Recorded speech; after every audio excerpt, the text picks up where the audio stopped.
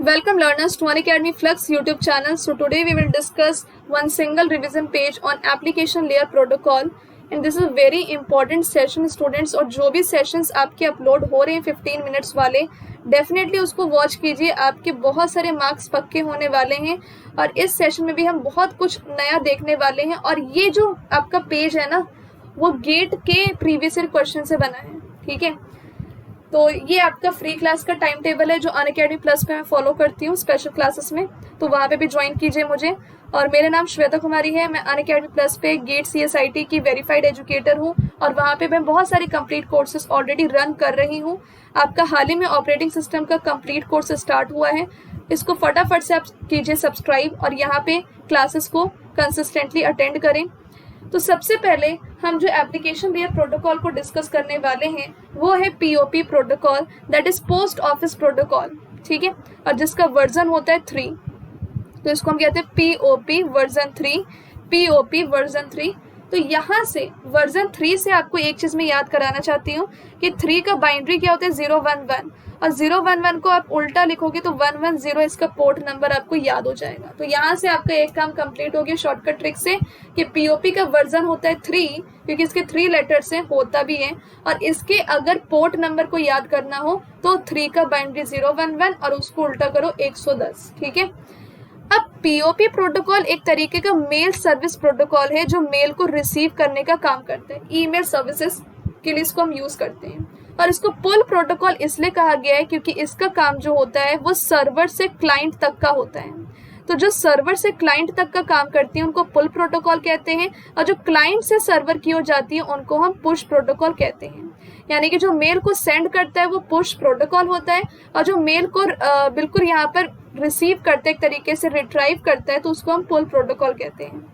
Persistent TCP connection, persistent TCP connection का मतलब ये होता है कि ये सिर्फ एक बार कनेक्शन को बनाता है, हर एक ऑब्जेक्ट के लिए बार बार कनेक्शंस को नहीं बनाता। अगर यहाँ पे 11 ऑब्जेक्ट्स होती हैं तो 11 ऑब्जेक्ट्स को भेजने के लिए वो एक ही कनेक्शन बनाता है, that is persistent TCP connection. इसका TCP पोर्ट नंबर 110 होता है, याद करवा दिया। और इन बैंड प्रोटोकॉल का मतलब ये होता है कि यहाँ पर इसका डेटा एक ही फ्लो में मूव एक ही डायरेक्शन में फ्लो करता है, एक तरीके से इसके पास एक ही लाइन होता है डेटा को ट्रांसमिट करने के लिए। तो this is why it is called as in band protocol. और जिस प्रोटोकॉल के पास डेटा को सेंड करने के 2 ट्रांसमिशन लाइंस होते हैं उनको हम आउट बैंड प्रोटोकॉल कहते हैं, पर इसके पास एक ही होता है। स्टेटफुल प्रोटोकॉल का मतलब ये होता है जो सेशन इंफॉर्मेशन को मेंटेन करके रखे क्लाइंट और सर्वर के बीच में, उसको हम स्टेटफुल प्रोटोकॉल कहते हैं। तो ये होता है आपका। नेक्स्ट आपका एप्लीकेशन लेयर प्रोटोकॉल जो है वो है FTP प्रोटोकॉल, जो फाइल ट्रांसफर प्रोटोकॉल होती है और इसे फाइल ट्रांसफर करने के लिए हम यूज करते हैं। और ये TCP प्रोटोकॉल होता है। तो फाइल ट्रांसफर जो है आपका TCP होता है, कैसे याद रखोगे, तो लास्ट में TP आ रहा है तो TCP, ठीक है। और POP आपका मेल सर्विस प्रोटोकॉल है, तो जितने भी मेल सर्विसेज प्रोटोकॉल होते हैं वो TCP प्रोटोकॉल को ही यूज करते हैं as a transport layer protocol. अब FTP में 2 कनेक्शंस होती हैं, ठीक है। FTP में अगर डेटा को भेजना हो तो उसके 2 कनेक्शन होते हैं, एक डेटा कनेक्शन होता है, कंट्रोल कनेक्शन होता है। तो क्योंकि इसके 2 कनेक्शन होते हैं डेटा को भेजने के लिए, इसलिए इन बैंड प्रोटोकॉल नहीं आउट ऑफ बैंड प्रोटोकॉल है। ये बात क्लियर होती है। तो डेटा कनेक्शन का अपना पोर्ट नंबर होता है और कंट्रोल कनेक्शन का अपना पोर्ट नंबर होता है। डेटा कनेक्शन का पोर्ट नंबर 20 होता है और कंट्रोल का उससे एक ज्यादा, दैट इज 21 होता है। तो बस इतना आपको याद रखना होगा, ठीक है, इतना आपको याद रखना होगा। और नेक्स्ट आपका है कि डेटा कनेक्शन आपका नॉन परसिस्टेंट होता है, यानी कि यहाँ पे हर एक ऑब्जेक्ट को सेंड करने के लिए हमें कनेक्शंस बनाने पड़ते हैं, बट यहाँ पे परसिस्टेंट होता है। तो ऑब्वियसली डेटा हम भेज रहे थे, 20 डेटा था, उसको भेजने में टाइम लगा, जैसे उसको कंट्रोल कर लिया एक कंट्रोल कनेक्शन से तो डेटा आपका परसिस्टेंट हो गया, सिंपल। ऐसा करके आप याद कर लो ना। स्टेटफुल प्रोटोकॉल जिसमें कि हम स्टेट इंफॉर्मेशन को मेंटेन करते हैं बिटवीन क्लाइंट एंड सर्वर। हाँ, FTP में हम ईमेल को नहीं भेज सकते हैं, FTP में हम ईमेल्स को नहीं भेज सकते हैं, तो ये एक बहुत ही बड़ा डिसएडवांटेज हो गया है। नेक्स्ट है आपका SMTP प्रोटोकॉल। SMTP प्रोटोकॉल आपका एक पुश प्रोटोकॉल होता है जो क्लाइंट से सर्वर की तरफ मेल भेजता है, जिसको पुश प्रोटोकॉल कहते हैं। और ये TP और मेल सर्विस प्रोटोकॉल है, तो ये भी TCP को यूज करती हैं। अब SMTP का पोर्ट नंबर कैसे याद रखें? सम ऑफ 2 एंड 5, T से 2, P से 5, तो सम ऑफ 2 एंड 5, तो 25 is the port number for SMTP। और ये भी परसिस्टेंट होता है, तो जितने भी मेल सर्विसेज प्रोटोकॉल होते हैं वो परसिस्टेंट। इन बैंड प्रोटोकॉल है। इन बैंड का मतलब एक ही कनेक्शन पे डेटा फ्लो होता है, स्टेट इंफॉर्मेशन को मेंटेन नहीं करता। तो SMTP जो होता है वो स्टेट इंफॉर्मेशन को इसलिए मेंटेन नहीं करता क्योंकि जब स्टेट इंफॉर्मेशन को मेंटेन करना हो तो वो क्लाइंट और सर्वर के बीच में होती है। और SMTP आपका सर्वर साइड पे काम ही नहीं करता, वो रिसीवर साइड पे काम ही नहीं करता है, तो इसीलिए वो स्टेटलेस प्रोटोकॉल होता है, राइट। और ये प्योर टेक्स्ट बेस्ड प्रोटोकॉल होता है, यानी कि यहाँ पे अगर आपको डेटा भेजना होगा तो आप टेक्स्ट के फॉर्म में ही भेज पाओगे। इमेजेस वगैरह भेजने के लिए आपको MIME का यूज करना होगा, ठीक है। And not suitable for client authentication because ये सर्वर साइड पे काम नहीं करता, तो क्लाइंट ऑथेंटिकेशन के लिए भी ये सुटेबल नहीं होता है, इसको हम रिसीवर साइड पे भी यूज नहीं करते हैं, इसलिए स्टेटलेस प्रोटोकॉल होता है। और टेक्स्ट बेस्ड प्रोटोकॉल भी इसको प्योर कहा गया है क्योंकि यहाँ पर आपको इमेज वगैरह भेजने के लिए कोई दूसरे प्रोटोकॉल का यूज करना पड़ता है। नेक्स्ट आपका है IMAP प्रोटोकॉल। IMAP प्रोटोकॉल क्या है उसको देख लेते हैं। तो IMAP भी एक मेल सर्विस प्रोटोकॉल है जो अगेन एक पुल प्रोटोकॉल है, जो यहाँ पर क्लाइंट से सर्वर की तरफ काम नहीं करके सर्वर से क्लाइंट की तरफ काम करता है और रिट्राइव करता है मेल सर्विसेज को। ये अगेन एक मेल सर्विस प्रोटोकॉल है, तो परसिस्टेंट भी होगा और TCP भी होगा। और इसमें जो TCP पोर्ट नंबर है वो 143 है, 143। नाउ कनेक्शन ओरिएंटेड होता है, ये ऑब्वियसली TCP है तो भाई कनेक्शन ओरिएंटेड होगा। तो जितने भी मैंने अभी आपको बताए हैं वो सभी कनेक्शन ओरिएंटेड है जो TCP पे डिपेंड कर रहे हैं।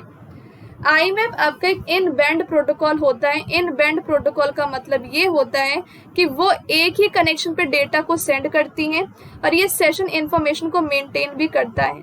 तो यहाँ से एक शॉर्टकट ट्रिक तो आपको याद हो जाएगा कि जितने भी मेल सर्विसेज के प्रोटोकॉल हैं वो स्टेटफुल प्रोटोकॉल होते हैं, जिसका पुल प्रोटोकॉल भी हो। पुश प्रोटोकॉल वाला स्टेट लेस होता है क्योंकि उसका काम सिर्फ क्लाइंट से सर्वर तक का होता है, और हमें क्लाइंट और सर्वर के बीच में अगर सेशन इंफॉर्मेशन को मेंटेन करना है तो सर्वर के साइड पे ये काम करना चाहिए, जो नहीं कर रहा, इसलिए स्टेटलेस है, ठीक है। आपको ये याद रखना है कि जितने भी मेल सर्विसेज प्रोटोकॉल होती हैं उनमें एक कॉमन बात होती है कि वो सारी TCP के ही यूज करते हैं, सब TCP वाले होते हैं, सब इन बैंड होते हैं। एक तो ये भी कॉमन बात है, सब इन बैंड होते हैं।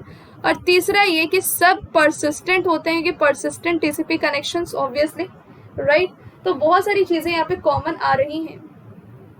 अब हम नेक्स्ट डिस्कस करते हैं HTTP को, which is again application layer protocol, और इसके लास्ट में TP आ रहा है, तो ये भी TCP हुआ। और HTTP की पोर्ट नंबर को याद करने के लिए H की प्लेस वैल्यू क्या होती है? ABCDEFGH में 8 होती है, तो 80 is the port number for HTTP protocol. और इसके दो वर्जन्स होते हैं, एक होता है 1.0 और एक होता है 1.1, ठीक है। तो जो 1.0 होता है वो नॉन परसिस्टेंट होता है, और इसलिए 1.1 आया जो परसिस्टेंट है। और 1.0 जो है वो कनेक्शन लेस भी होता है क्योंकि वो नॉन परसिस्टेंट होता है।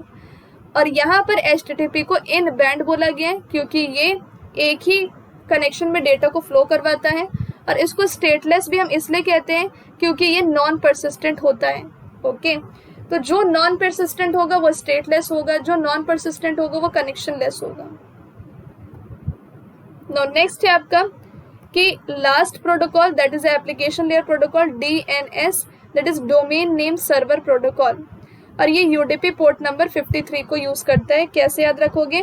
तो DNS में आपका जो D है वो 4 प्लेस वैल्यू का है, और 4 किसके बीच में लाई करता है? 5 और 6 के बीच में लाई करता है ना। तो 4 जो है 3 और 5 के बीच में लाई करता है, इसको ऐसा करके लो, 3 और 5 के बीच में लाई करता है 4, तो 53 is the port number for DNS, और ये UDP पे काम करता है। वैसे तो आप ये ना बोलना कि DNS में सिर्फ UDP में ही काम करता है, DNS दोनों में काम कर सकता है, DNS दोनों, DN टीसीपी पे भी काम कर सकता है, पर यूडीपी पे भी काम कर सकता है।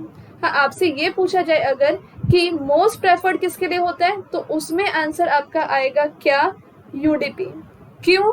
क्योंकि यूडीपी के जो डेटा सेगमेंट्स होते हैं वो छोटे होते हैं और टीसीपी के जो डेटा सेगमेंट्स होते हैं वो बड़े होते हैं। इसीलिए डीएनएस जो होता है वो यूडीपी को यूज करता है। क्यों? क्योंकि डीएनएस जो है वो one request one response protocol है, जिसका काम ये होता है कि एक रिक्वेस्ट आएगा तो उसका एक रिस्पॉन्स देना, और एक रिक्वेस्ट बहुत छोटा भी हो सकता है। तो डेफिनेटली डीएनएस छोटे सेगमेंट्स को यूज करेगा, टीसीपी के तो बहुत बड़े बड़े सेगमेंट्स होते हैं, तो इसलिए यूडीपी को यूज करना ये प्रेफर समझता है। क्योंकि यूडीपी को यूज करता है तो ये नॉन परसिस्टेंट होगा और ये स्टेटलेस प्रोटोकॉल भी होगा, क्योंकि जो टीसीपी वाले होते हैं वो परसिस्टेंट होते हैं, वो स्टेटफुल प्रोटोकॉल होते हैं। तो इस तरीके से आपके 31 पॉइंट्स यहाँ से कवर होते हैं, जहाँ पे हमने बहुत सारे नए नए और अच्छे अच्छे इंपॉर्टेंट पॉइंट्स को डिस्कस किया है, जिसमें कि आपको काफ़ी सारी चीज़ें नई देखने को मिली होंगी और क्वेश्चंस यहाँ से पूछे जा भी चुके हैं और पूछे जाएंगे भी। हाँ, कुछ चीज़ें आपको यहाँ पर डाउटफुल लग सकती हैं कि लाइक HTTP की अगर मैं बात करूँ तो उसके 2 वर्जन्स हैं, ये नॉन परसिस्टेंट है और ये आपका परसिस्टेंट है। तो परसिस्टेंट तो लास्टली बन गया ना, तो फिर इसको कनेक्शन लेस क्यों कहा गया, इसको स्टेटलेस क्यों कहा गया? तो ऑल ओवर तो ये स्टेटलेस होना चाहिए था। अब अगर आप मुझे थर्ड पॉइंट के बारे में पूछेंगे तो उसका तो साफ आंसर है कि 1.0 नॉन परसिस्टेंट है, तो इसलिए कनेक्शन लेस होगा, क्योंकि अभी मैंने बताया कि जो नॉन परसिस्टेंट होती हैं वो कनेक्शन लेस होती हैं। बट लास्टली अगर ऑल ओवर की बात की जाए तो HTTP स्टेटलेस क्यों होता है? ये इसलिए स्टेटलेस होता है क्योंकि हर एक बार इसको यहाँ पर सेशन मेंटेन नहीं कर पाता है, इसके कनेक्शंस टूट जाती है, इसको बार बार कनेक्शन बनाना पड़ता है क्योंकि सेशन इन्फॉर्मेशन को मेंटेन नहीं कर पाता। Why? Because it is non persistent, so that is why ये स्टेटलेस भी होगा। ठीक है, तो आई होप ये बात क्लियर हो गई होगी। नाउ ये सारे क्वेश्चंस आपको ध्यान में रखने हैं, याद करना है। और अनअकैडमी प्लस पे मेरा ये बैच चल रहा है, आपको फटाफट से वहाँ पे ज्वाइन करना है। अभी चल रहा है complete course on operating system, आगे complete practice course for GATE. It is very important plus course, जहाँ पे मैं सारे प्रैक्टिस क्वेश्चंस कवर करवाऊंगी, discrete mathematics, and then TOC आएगा आपका प्रोग्रामिंग, डेटा स्ट्रक्चर, फिर प्रैक्टिस कोर्स का part 4 algorithm and so on. सारे देखो, कंप्यूटर नेटवर्क का कंप्लीट कोर्स मैंने कंप्लीट करवा दिया है, फिर भी उसका रिपीट वर्जन आएगा, कोआ डेटाबेसेस, तो ये सारी चीज़ें आपकी कवर होंगी। फिर अक्टूबर मंथ, नवंबर मंथ में आप देख सकते हो कि कितने अच्छे अच्छे कोर्सेस आने वाले हैं। तो यहाँ पर आपको बहुत बेनिफिट होगा, आप ज़रूर ज्वाइन कीजिए। आप यहाँ पर 2 साल का सब्सक्रिप्शन लीजिए। अगर 2 साल का अगर आप लेते हैं या 1 ईयर का कुछ भी आप ले सकते हो, 2 साल का अगर आप लेते हो तो 30,000 लगेगा। And after using my referral code that is HelloSonu01 आपको 10% का डिस्काउंट मिल जाएगा and the cost will be reduce to 27,000। Thank you so much and please like and share the video. Please comment कीजिए कि आपको कैसा लग रहा है लेसन। अगर आपको लेसन्स अच्छे लगते हैं तो और भी लेसन्स हम अपलोड करेंगे इन फ्यूचर, और प्लीज़ अपना फीडबैक ज़रूर दीजिए। Thank you so much.